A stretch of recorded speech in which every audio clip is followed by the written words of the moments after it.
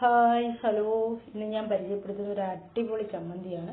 ചോറ് കഴിക്കാൻ ഈ ചമ്മന്തി മാത്രം മതി, അത്രയ്ക്ക് ടേസ്റ്റാണ്.